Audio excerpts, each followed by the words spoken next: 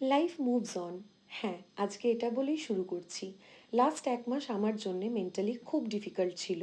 একের পর এক আমার খুব কাছের কিছু মানুষকে হারিয়েছি। আর এতটা সাডেন সব কিছু হলো যে ভেবেই উঠতে পারছি না। সব কিছু এত তাড়াতাড়ি হয়ে গেল যে নিজেকে বারবার একটাই প্রশ্ন করে যাচ্ছি, লাইফ মানে কি এটাই? এত হঠাৎ করে সব ছেড়ে চলে যেতে হয়। কাশ আর একবার ওদের সাথে কথা বলতে পারতাম, বলতে পারতাম যে আমি ওদের কতটা ভালোবাসি আর কতটা মিস করব।